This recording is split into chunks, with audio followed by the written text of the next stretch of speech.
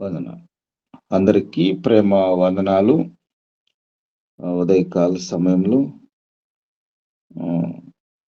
ఈసీవై ద్వారా ఈసీవై కమిటీ నాకు ఇచ్చినటువంటి సమయాన్ని బట్టి ఈసీవై కమిటీ వారందరికీ మరొకసారి వందనాలు తెలియజేస్తూ దేవునికి స్తుతులు చెల్లించుకుంటూ ఉన్నా. దేవుడు నాకు ఇచ్చిన సమయాన్ని బట్టి దేవుని స్తుతిస్తూ ఉన్నా. ప్రియులారా, కొన్ని నిమిషాలు ఈ వాక్యాన్ని ధ్యానం చేసుకున్నాం. మత్తయి సువార్త 20వ అధ్యాయము 20 నుంచి 28 వచనాల వరకు మనం చదువుకున్నాం కదా.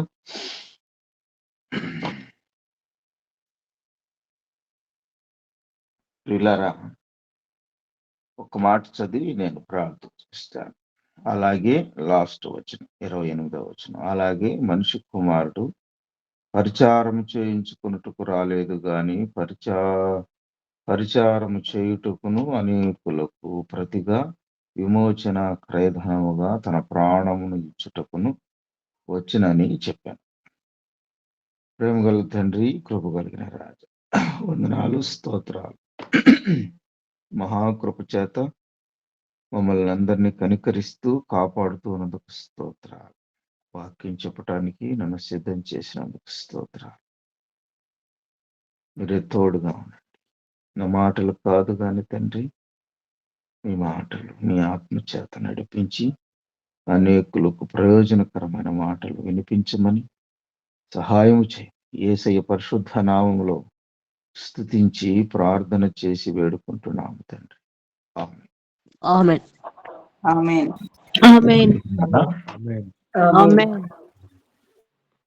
జబదయ కుమారుల తల్లి యేసు ప్రభు దగ్గరకు వచ్చి వాళ్ళని తీసుకొని వచ్చి, ఎవరు ఈ జబదయ కుమారులు? యేసు ప్రభు యొక్క శిష్యులలో ఒక ఇద్దరు. ఎవరు ఆ ఇద్దరు అనేది గమనిస్తే, యాకోబు, జబదయ కుమారుడుకు యాకోబు, అతని సహోదరుడు యోహాను అనే మాటలు మనం ఇదే మత్తయి సువార్తలో మనం గమనిస్తాం.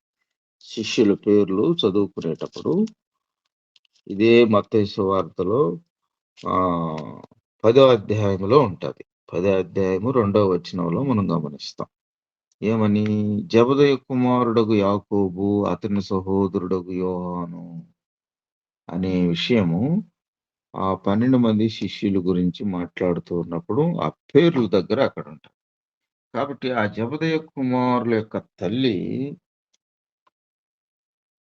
తన యాకోబును యోహానును ఎంట పెట్టుకుని యేసు ప్రభు దగ్గరకు వచ్చి నమస్కారం చేసింది.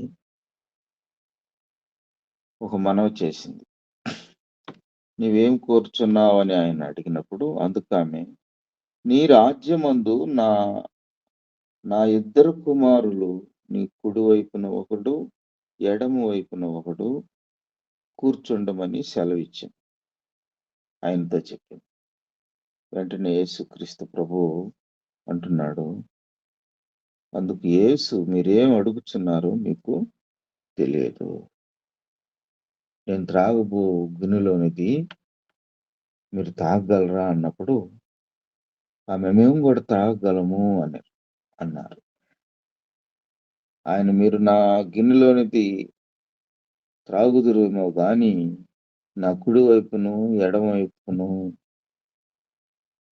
కూర్చో ఉండటం అనేది నా వశంలో లేదు. నా తండ్రి చేత ఎవరికి సిద్ధపరచబడ్డాయో వారికే దొరుకుననే మాట అక్కడ సెలవిచ్చినట్లు మనం గమనిస్తాం. వాళ్ళు ఆ మాట అడిగినప్పుడు శిష్యులు వచ్చి వారి మీద కోపపడినట్లుగా మనం చూస్తాం కదా.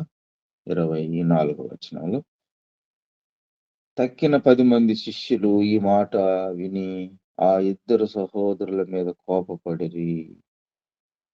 కాబట్టి ప్రియులారా, తల్లి యొక్క కోరిక తన యొక్క కుమారుల యొక్క పరిస్థితిని, ఇదిగో యేసు ప్రభు యొక్క రాజ్యం వచ్చినప్పుడు ఆ రాజ్యములో నీ కుడి వైపున ఒకడు, ఎడమ వైపున ఒకడు నా ఇద్దరు కుమారులు ఉండాలి అని కోరుకోవటం సహజం. అదే కోరిక తల్లి కోరుకుంది. మీరు ఏం అడుగుతున్నారో మీకు తెలియడం లేదనే విషయాన్ని యేసుక్రీస్తు ప్రభువు చెప్పటం.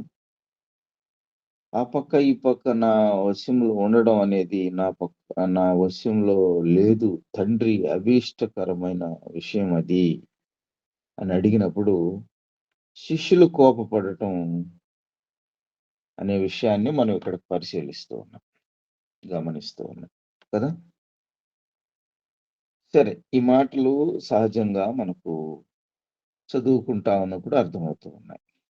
అక్కడ యేసుక్రీస్తు ప్రభు యొక్క శిష్యులు కోపపడిన తర్వాత యేసు ప్రభు అంటున్నాడు వారితో చెప్పిన మాట, యేసు వారిని పిలిచి అన్ని జనులలో అధికారులు వారి మీద కఠినముగా ప్రభుత్వం చేయుదురు. వారిలో గొప్పవారు వారి మీద కఠినంగా అధికారం చేయుదురని మీకు తెలుసు కదా! అన్ని జనుల్లో గొప్పవారుగా ఉన్నటువంటి వారు లేదా అధికారము కలిగినటువంటి వారు, అధికారులు వారి మీద కఠినంగా కోపపడతారు గదా! అధికారం చలాయించెదరు గదా! అనే విషయం చెప్తూ 26వ వచనాన్ని మనం గమనించాలి. మీలో అలా ఉండకూడదు. అన్ని జనులు అధికారులు కావచ్చు, నాయకులు కావచ్చు, పెద్దలు కావచ్చు, రకరకాలుగా వారు కఠినంగా శిక్షిస్తారు. పెత్తనం చేస్తారు. అధికారం చూపుతారు. కానీ ఆ శిష్యులారా, మీలో అలా ఉండకూడదు అనే మాట మనం గమనించాలి. ఆ మాట అంటున్నాడు గదా! మీలో అలా ఉండకూడదు. మీలో ఎవడు గొప్పవాడై ఉండగోరునో వాడు మీ పరిచారకుడై ఉండవలెను. మీలో అలా ఉండకూడదు అనే మాట. ఆ! అంటే పేతురు రాసిన పత్రికలో గూడా మాట అంటాడు. ఆ! అధికారులుగా మీరు ప్రభుత్వం చేయకూడదు, పెత్తనం చేయకూడదు అన్న మాట చెప్తాడు. చెప్తూ మందకు మాదిరులుగా ఉండండి అనే మాట గమనిస్తాం. పేతురు పత్రిక 5వ అధ్యాయము 3వ వచనంలో ఈ మాట గమనిస్తాం. మందకు మాదిరులుగా ఉండండి. అంటే మీరే కోప్పడితే ఇంకెవరు? మీరే మీరే కఠినంగా శిక్షిస్తే ఇంకెవరు రక్షించగలరు? ఆమె తెలిసి అడిగిందో, తెలియక అడిగిందో, తల్లి యొక్క ప్రేమ. వాళ్ళు ఏం అడుగుతున్నారో వాళ్ళకి తెలియడం లేదు. మీరే కోపపడితే ఎలా? అంటూ మీలో మీరు అలా ఉండకూడదు. మీరు మందకు మాదిరిగా ఉండాలి. ఓర్చుకోవాలి, సహించాలి. మీరు వారికి అర్థమయ్యే విధంగా చెప్పాలి. అంటూ మీలో అలా ఉండకూడదు. కఠినంగా శిక్షించేవారు కాదు మీరు. క్షమించేవారే. అధికారం చెలాయించేవారు కాదు మీరు. పరిచారము చేయటానికి వచ్చిన వారే. మీలో ఎవడు గొప్పవాడై ఉండగోరునో వాడు మీ పరిచారకుడై ఉండవలెను. మీ పరిచారకుడై ఉండవలెను. కదా! మత్తయి సువార్త 23వ అధ్యాయంలో గూడా ఆ మాట అంటాడు. తన్ను తాను తగ్గించుకున్నవాడు హెచ్చింపబడును. 23:11. 23:11లో గూడా మీలో గొప్పవాడు ఎవడు అంటే తన్ను తాను తగ్గించుకున్నవాడు. తన్ను తాను తగ్గించుకున్నవాడు అనే మాట. ఎంత శ్రేష్టమైన మాట చూడండి. లోకాసు వార్తలో కూడా ఆ మాటకు మనం గమనిస్తాం. 9వ అధ్యాయంలో 48వ వచనంలో అక్కడ ఒక సందర్భంలో యేసుక్రీస్తు ప్రభువు తమలో 9వ అధ్యాయము 46వ వచనం నుంచి గమనిస్తే తమలో ఎవడు గొప్పవాడో అని వారిలో తర్కము పుట్టగా యేసుక్రీస్తు ప్రభువు యొక్క శిష్యుల్లో తర్కము పుట్టగా యేసు వారి హృదయాలోచన ఎరిగి ఒక చిన్న పిల్లను తీసుకొని తన యొద్దకు నిలవబెట్టి ఈ చిన్న పిల్లను నా పేరట చేర్చుకునివాడు నన్ను చేర్చుకొనును. నన్ను చేర్చుకొనువాడు నన్ను పంపిన వారిని చేర్చుకొనును. మీ అందరిలో ఎవడు అత్యల్పుడై ఉండునో వాడే గొప్పవాడని వారితో చెప్పాడు. తన్ను తాను తగ్గించుకుంటారో, మీలో ఎవరు తగ్గించుకుంటారో వాడే గొప్పవాడు అంటూ ఈ లేఖనం మనకు వివరిస్తుంది. కాబట్టి మీలో గొప్పవాడుగా ఉండాలి అంటే తగ్గించుకోవాలి, అత్యల్పుడుగా ఉండాలి, చిన్న బిడ్డ యొక్క మనస్తత్వం కలిగి ఉండాలి అంటూ లేఖనము మనల్ని హెచ్చరిస్తూ ఉంది కదా. ప్రియమైన సహోదరులారా, తగ్గించుకునే స్వభావంతో మనం లేఖనాన్ని నేర్చుకునే వారముగా ఉండాలనే విషయాన్ని జ్ఞాపకం చేస్తాం. ఇంకా అక్కడ ఆ పరిచారకుడై ఉండవలను అనే మాట గమనిస్తాం. మీలో ఎవడు గొప్పవాడై ఉండగోరునో వాడు మీ పరిచారకుడై ఉండవలను. పరిచారకుడు పరిచారకుడు అంటే అదే 22వ అధ్యాయంలో, మత్తయి సువార్త 22వ అధ్యాయంలో పక్క పేజీలని ఇక్కడ అంటున్నాడు. 22వ అధ్యాయం 14వ వచనంలో 13వ వచనం. అంతటా రాజు వీని కాళ్ళు చేతులు కట్టి వెలుపటి చీకటిలోనికి త్రోసివేయుడి, అక్కడ ఏడ్పును పండ్లు కొరుకుటయు ఉండునని పరిచారకులతో చెప్పెను. రాజు ఒక విందు సిద్ధం చేస్తే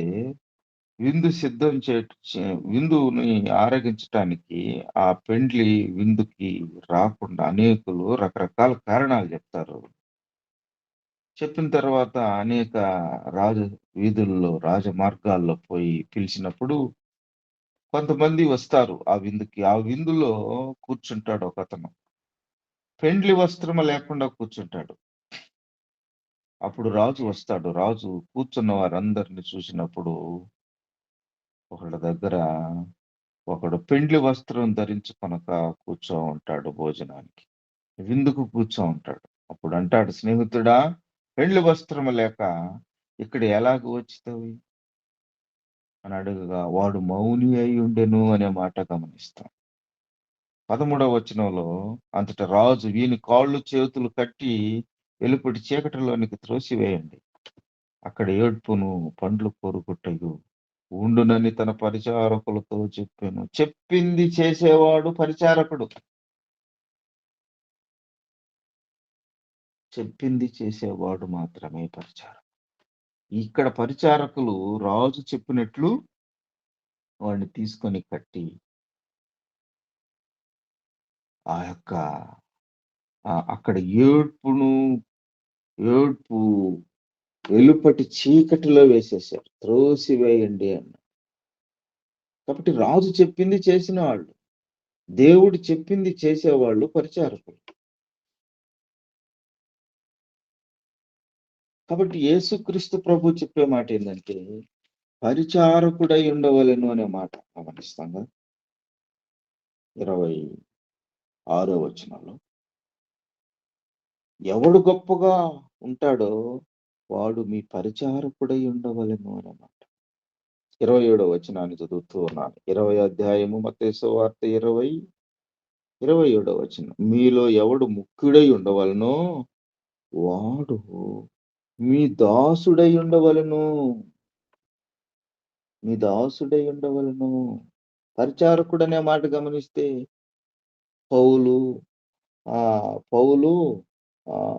పౌలు సంఘాలు కట్టాడు, అపోస్తులు నీరు పోసాడు, వారు కూడా పరిచారకులే.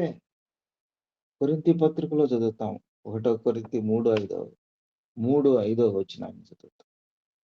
అక్కడ పౌలు అపోల్లో కూడా పరిచారకులే,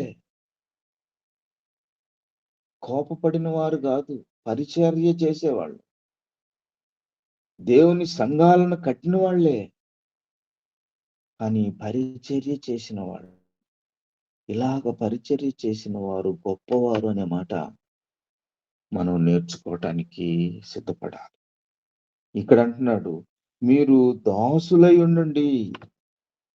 27వ అధ్యాయంలో 27వ వచనంలో, మీలో ఎవడు ముఖ్యుడై ఉండుగోరునో వాడు మీ దాసుడై ఉండవలను, మీ దాసుడై ఉండవలను కదా. అదే మాట మనం ఇప్పుడు చదువుకున్నాం 13వ వచనంలో, మీ దాసుడై ఉండవలను, పరిచారకుడై ఉండవలను అన్నమాట. ఎంత శ్రేష్టమైనటువంటి నేర్చుకోదగినటువంటి మాటలు. 28వ వచనాన్ని చదువుతున్నాను. అలాగే మనిషి కుమారుడు పరిచారము చేయించుకొనుటకు రాలేదు.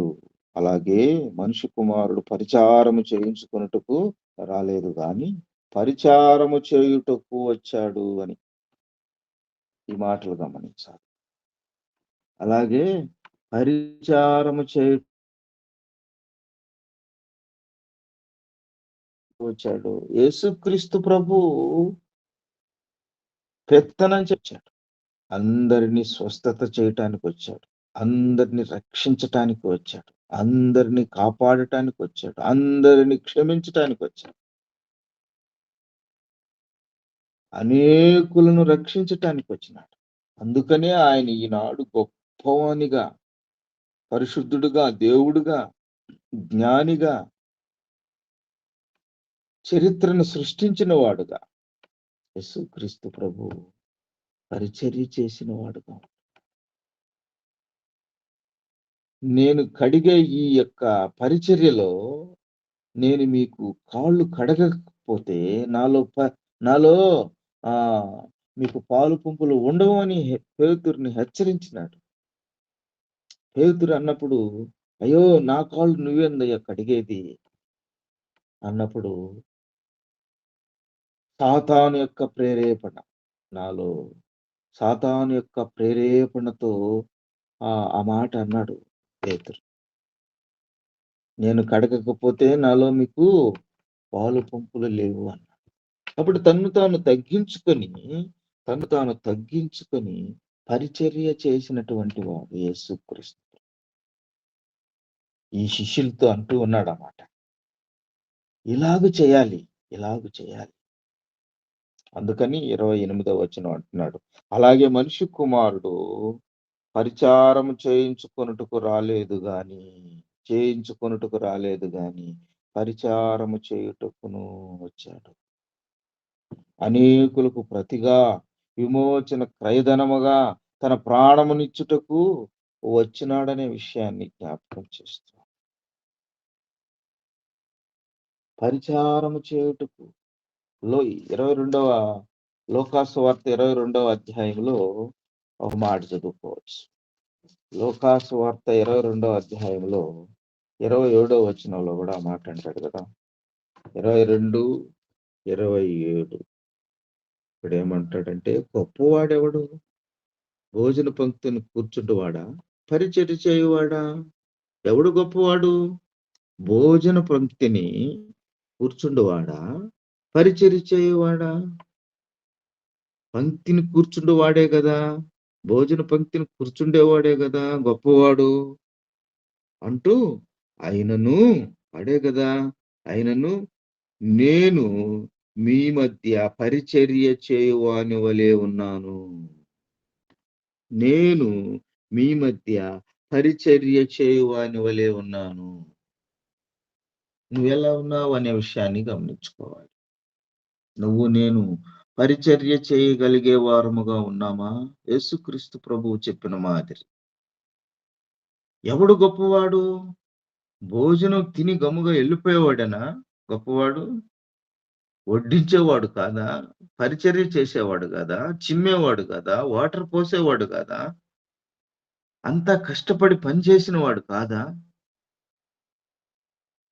అంటూ జ్ఞాపకం చేస్తూ, నేను మీ మధ్య పరిచర్య చేయువాని వలె ఉన్నాను అను యేసుక్రీస్తు ప్రభు అంటాడు కదా. నేను మీ మధ్య పరిచర్య చేస్తూ ఉన్నాను, వాడే గొప్పవాడు అని లేఖనము మనల్ని హెచ్చరిస్తూ ఉన్నది. ఎందుకు అంటున్నాడంటే, కఠినంగా శిక్షించటానికి మీరు ఎవరు? మీరు ఈ లోక సంబంధులు కాదు కదా! మీరు లోకానికి వెలుగై ఉన్నారు కదా! మీరు మందకు మాదిరులుగా ఉన్నారు కదా! మీరు కఠినంగా శిక్షించటానికి వీలు కాదు.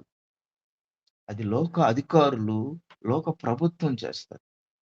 మీలో అలా ఉండకూడదు అనే మాట మనం జ్ఞాపకం చేసుకుంటాం. మీలో ఆ క్యారెక్టర్ ఉండకూడదు అనే మాట మనం గుర్తు చేసుకుంటూ ఉన్నాం. ప్రియులారా, ఇంకో మాట కూడా జ్ఞాపకం చేస్తాను నేను.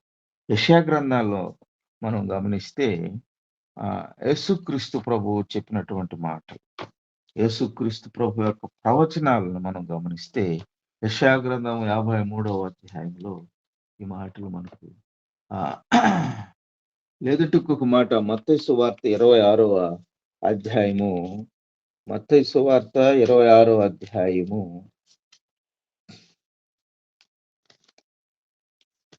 28వ వచనం, 26, 28 అక్కడ ఏమంటున్నాడంటే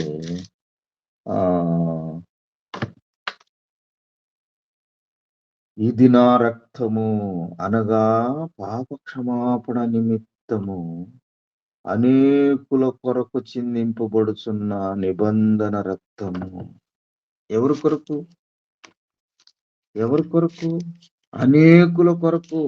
మనం చదువుకున్నాం కదా మత్తయి సువార్త 20వ అధ్యాయము చివరి వచనంలో మనం ఏం చదువుకున్నాం? మనిషి కుమారుడు పరిచారము చేయించుకొనుటకు రాలేదు గాని పరిచారము చేయుటకును వచ్చాడు అని. అనేకులకు ప్రతిగా వచ్చాడు. అనేకులకు ప్రతిగా వచ్చాడు. అనేకులకు ప్రతిగా వచ్చాడు. ఎలా వచ్చాడు? విమోచన క్రయధనముగా వచ్చాడు. విమోచించటానికి వచ్చినాడు, కొనడానికి వచ్చినాడు.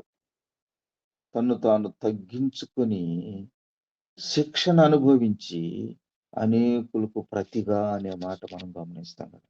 అందుకని నేను చదివాను 26వ అధ్యాయం మత్తయి సువార్తలో 28వ వచనంలో, ఇది నా రక్తము అనగా పాప క్షమాపణ నిమిత్తము అనేకుల కొరకు చిందింపబడుచున్న నిబంధన రక్తం. నాకొక్కరి కొరకే కాదు. ఓ నా శిష్యులారా, మీ వరకే కాదు మిమ్మల్ని ఏర్పాటు చేసుకున్నా. మీ వరకే కాదు, అనేకుల కొరకు నువ్వు మాదిరిగా ఉండాలి. అనేకుల కొరకు నీవు ఓర్చుకోవాలి. అనేకుల కొరకు నువ్వు బ్రతకాలి. అనేకులు రక్షించటానికి నువ్వు బ్రతకాలి. యేసుక్రీస్తు ప్రభు అనేకుల కొరకు చిందింపబడుచున్న నిబంధన రక్తము అనే విషయం. ఎందుకు?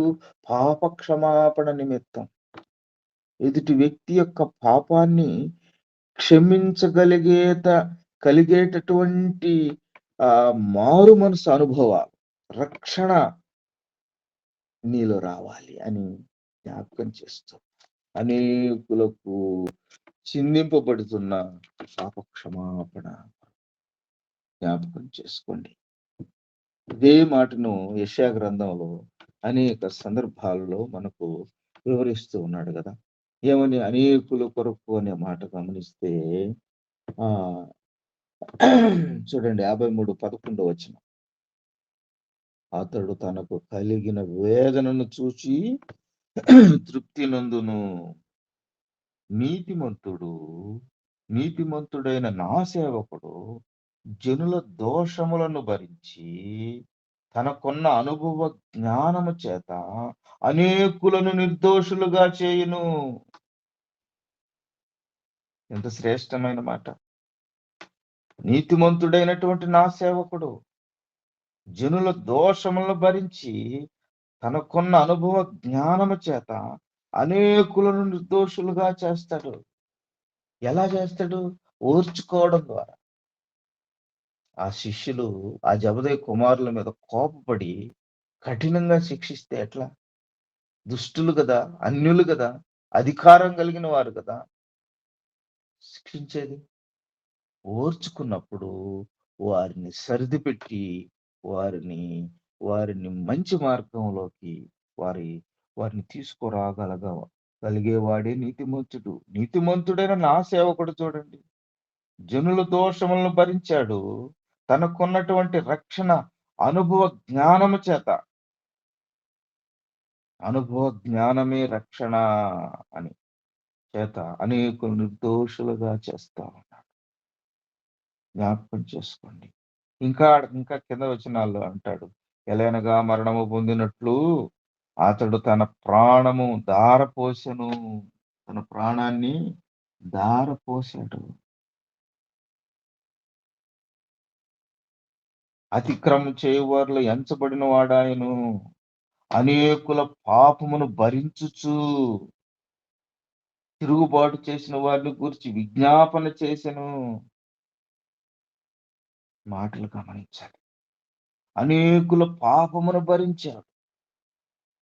నా సహోదరుడా, నువ్వు యేసుక్రీస్తు ప్రభువుని నమ్ముకున్న తరువాత అనేకుల యొక్క పాపాన్ని కూడా నువ్వు భరించగలిగే శక్తి నువ్వు పొంది ఉండాలి.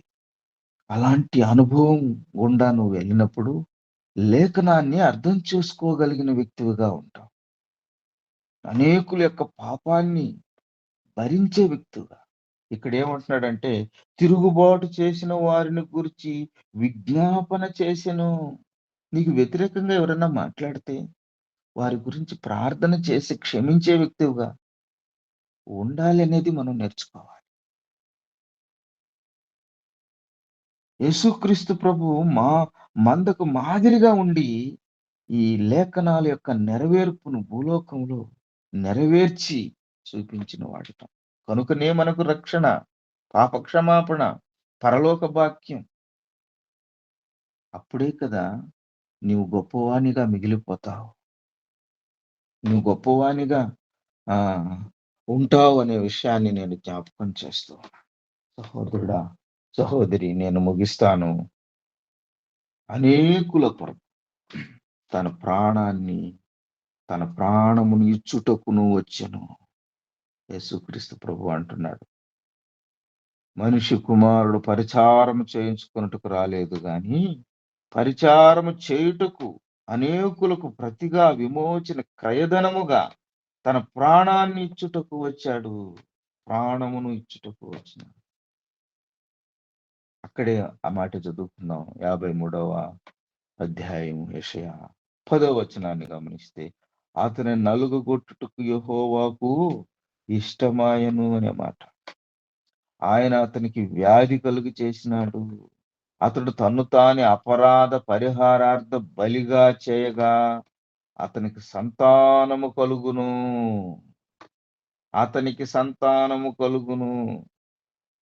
ఈనాడు యేసుక్రీస్తు ప్రభువుని మనసారా, హృదయమారా ఎందుకు నమ్ముకొని అనేక మంది శిష్యులుగా, విశ్వాసులుగా తయారవుతున్నారంటే, యేసుక్రీస్తు ప్రభు తన్ను తాని అపరాధ పరిహారార్థ బలిగా అర్పించుకున్నాడు. తన్ను తానే అపరాధ పరిహారార్థ బలిగా అర్పించుకున్నాడు. పరిచర్య చేసేవాడు, పరిచర్య నేర్పించినవాడు, పెత్తనం చేసినవాడు కాదు, అధికారం చెలాయించిన వ్యక్తి కాదు. తన్ను తాను అపరాధ పరిహారార్థ బలిగా అర్పించుకున్నాడు కాబట్టి అనేకులు అతనికి సంతానము కలుగును. అతనికి సంతానము కలిగినంటే మనమందరము ఆయన పుత్రులమే. యేసుక్రీస్తు ప్రభు యొక్క రక్తము ద్వారా మనల్ని కొనుక్కున్నాడు కదా. ఎంత ఆధిక్యత, ఎంత ఆధిక్యత. కాబట్టి జ్ఞాపకం చేసుకుంటూ ఉన్నాం, ఆయన మనల్ని తన ప్రాణాన్ని అర్పించినాడు మన కొరకు. విమోచన క్రయధనముగా మన కొరకు ఆయన తన ప్రాణాన్ని అర్పించిన వాడుగా జ్ఞాపకం చేసుకో. ఇది ఇలాగా మనం దేవుని లేఖనాన్ని అర్థం చేసుకున్నప్పుడు మనము ఎవరు గొప్పవారమే అనే విషయాన్ని అర్థం చేసుకోవచ్చు. శిష్యుల్లో ఈ తేడా వచ్చింది, ఈ ఆలోచన వచ్చింది. ఈ ఆలోచన విధానాన్ని లేఖనాల ద్వారా, బోధ ద్వారా, వారికి అనేక ఉపమానాల ద్వారా, అనేక సంఘటనల ద్వారా, యేసుక్రీస్తు ప్రభువు చేసినటువంటి పరిచర్య ద్వారా ఎవరు గొప్పవారో మీరే నిర్ణయించండి అన్నట్లుగా హెచ్చరించినారు. కాబట్టి తన ప్రాణమునిచ్చుటకు ఆయన వచ్చినాడనే మాట. ప్రాణాన్నిచ్చాడు కాబట్టి అనేకులు సంతానము కలుగుతూ ఉన్నది. ప్రాణం ఇచ్చాడు గనుక. తన్ను తాను అర్పించుకున్నాడు కాబట్టి అనేకులకు మాదిరిగా ఉంటాం. ఈ మాట గమనించొచ్చు మనం కదా! అతడు తన్ను తానే అపరాధ పరిహారత బలిగా చేయగా అతనికి సంతానము కలుగును. ఎంత సంతానం? ఎంతో సంతానం. ఇసుక రేణువులు లెక్కింపజాలనటువంటి సంతానం. యేసుక్రీస్తు ప్రభువుని నమ్మినటువంటి జనాంగం. ఎందుకింత సంతానం కలిగింది? ఎందుకింతమంది యేసుక్రీస్తు ప్రభువుని నమ్ముకుంటూ ఉన్నారంటే, యేసయ్య మనందరి కొరకు బలైపోయినాడు కలువరి శిలువలో. బలైపోయి ప్రాణాన్నర్పించి మరణాన్ని గెలిచి, ఓడించి తిరిగి మూడవ రోజున లేచినాడు కనుక ఆయన దేవుడుగా, ఆరాధికుడుగా, గొప్పవాడుగా మన మధ్య మనకు మాదిరిగా ఉన్నాడు. ఆయన నమ్ముకుంటేనే పరలోకం, ఆయన నమ్మితేనే పరిశుద్ధత, ఆయన నమ్ముకుంటేనే శాంతి, సమాధానం, సంతోషం. నేడే రక్షణ దినం అనే విషయాన్ని గమనించి ఇంకా ఎవరైనా ఆ దేవుని నమ్మకుండా ఉన్నట్లయితే ఇదే అనుకూల సమయం అని గ్రహించి ఆయన యందు విశ్వాసం ఉంచాలనే విషయాన్ని నేను జ్ఞాపకం చేస్తూ ఉన్నాను. చివరికి ఒక్క మాట జ్ఞాపకం చేసి ముగిస్తాను. గలతీ రాసిన పత్రిక 2వ అధ్యాయము 20వ వచనంలో ఒక మాట చదువుతాను. అపోస్తలుడైన పౌలు గారు ఇక్కడ ఒక మాట అంటాడు. నేను క్రీస్తుతో కూడా సిలువ వేయబడి ఉన్నాను, ఇక జీవించువాడు నేను కాను, క్రీస్తే నాయందు జీవించుచున్నాడు. నేనిప్పుడు శరీరమందు జీవించుచున్న జీవనము, గమనించండి, నేనిప్పుడు శరీరమందు జీవించుచున్న జీవనము నువ్వు జీవించే విధానము, నన్ను ప్రేమించి నా కొరకు తన్ను తాను అప్పగించుకున్న దేవుని కుమారుని అందలి విశ్వాసము వలన జీవించుచున్నాను. అపోస్తలుడైన పౌలు, క్రీస్తుతో కూడా సిలువ వేయబడి ఉన్నాను, నేను జీవించేవాడిని నేను కాను, క్రీస్తే నా యందు జీవిస్తూ ఉన్నాడు. నేను ఇప్పుడు శరీరం ముందు జీవించుతున్న జీవనము, నా మాటలు, నా ప్రవర్తన, నా విధానము నాది కాదు, నా ప్రభు కొరకు జీవిస్తూ జ్ఞాపకం చేస్తూ. ఎంత శ్రేష్టమైన మాటలు. కాబట్టి మీలో ఎవడు గొప్పవాడుగా ఉండాలో, ఎలాంటి విధానములను జీవించాలో అనే విషయాన్ని జ్ఞాపకం చేస్తూ హెచ్చరింపబడుతూ ఉన్నాం. దేవుడి వాక్యాన్ని దీవించి ఆశీర్వదించును గాక. ఆమేన్. అందరికీ వందనాలండి. ప్రార్థన చేసుకుందాం. మహాకనికరము కలిగిన మా దేవా, మహోన్నతుడా, సర్వకృపానిధి, అత్యంత ప్రేమతో మమ్మల్ని ప్రేమిస్తున్న మా పరమ తండ్రి, మా పరమదేవ, మీ పరిశుద్ధమైన నామను బట్టి మీకు వందనములు, లెక్కలేని కోట్లాది స్తుతులు, స్తోత్రాన్ని చెల్లిస్తూ ఉన్నాం. దేవా, ఎవరే కాల సమయంలో ఈ గూగుల్ మీట్ ద్వారా నీ దాసుని మరుగుపరిచి మా అందరితో మీరు మాట్లాడిన మీ అమూల్యమైన, మీ శ్రేష్టమైన మీ వాక్కుల కొరకు మీకు వందనాలు, స్తుతులు చెల్లిస్తున్నాం తండ్రి. మా ఆధ్యాత్మిక స్థితిని మేము దినదినము పరిశీలన చేసుకుంటూ మేము ఈ లోకంలో మీ కొరకు ఏ రీతిగా జీవిస్తున్నామో అనేది మమ్మల్ని మేము పరిశీలన చేసుకునే కృపను, ధన్యతను మీరు దినదినము మీరు మాకు అనుగ్రహం చేస్తున్నందుకు మీకు వందనాలు, స్తోత్రాన్ని చెల్లిస్తున్నాం. మీరు ఈ లోకానికి పరిచర్య చేయించుకోవడానికి రాలేదు, కానీ పరిచర్య చేయడానికి నేను వచ్చారని మీ దాసుని మరుగుపరిచి మీరు మాట్లాడారు. అవును తండ్రి, మీలో ఎవరు గొప్పవారు అని మీ వాక్య భాగముల ద్వారా నాయన అనేక విషయాలని దాసుని మరుగుపరిచి మాతో మాట్లాడిన మీ శ్రేష్టమైన మీ మాటల కొరకు మీకు వందనాలు తండ్రి. అలాంటి ఆధ్యాత్మిక స్థితిలో మమ్మల్ని మేము తగ్గించుకుంటూ మీకు నమ్మకమైన వారంగా ఈ లోకంలో నాయన ఆత్మీయ స్థితిలో దినదినము బలపరచబడుతూ మీకు సాక్షులుగా మమ్మల్ని నిలబెట్టుకుని ప్రార్థిస్తున్నాను తండ్రి. పరిచర్య చేసేవారముగా నాయన అనేకులను మీ మార్గంలో నడిపించే వారంగా మమ్మల్ని బలపరచమని, సహాయం చేయమని ప్రార్థిస్తున్నాను తండ్రి. ఈ యొక్క వాక్యంలో నాయన ప్రభా, మీరు మాతో మాట్లాడిన ప్రతి ఆత్మీయమైన మాటలను బట్టి మీకు స్తుతులు స్తోత్రాలు చెల్లిస్తున్నాం. నిదాసుని ఇంకా బలపరచండి. వారి ద్వారా ఇంకా అనేకమైన ఆత్మీయ సత్యములను మేము తెలుసుకుంటూ తద్వారా ఆత్మీయ స్థితిలో మేము బలపరచబడడానికి మీ కృప చూపించమని ప్రార్థిస్తున్నాను తండ్రి. ఈ గూగుల్ మీట్లో పాలుబొంపులు పొందుకుని విన్న వాక్యాన్ని ప్రతి వారి యొక్క హృదయాలలో ఫలింపజేసి దేవా నూరంతల ఆశీర్వాదముల చేత మేము బలపరచబడడానికి అనేకులకు సాక్షులుగా నిలవబడడానికి మేము కృప చూపించుకొని మీరే మహిమ ఘనత ప్రభావం మీరు అర్పించుకోమని మరొకసారి వాక్యాన్ని అందించిన దాసుని వారి ప్రియ కుటుంబాన్ని వారి పరిచయం వారి బాధ్యతలను తోడుగా ఉండి మీ కృపలు నడిపించుకొని మా కొరకు త్వరలో రానైనా మా ప్రియ రక్షకుడైన యేసుక్రీస్తు ఉన్నతమైన నామంలో ఈ మనవులు అడిగి వేడుకుని పొందుకుని నాం తండ్రి. ఆమేన్. ఆమేన్. ఆమేన్. ఆమేన్. ఆమేన్. ఆమేన్.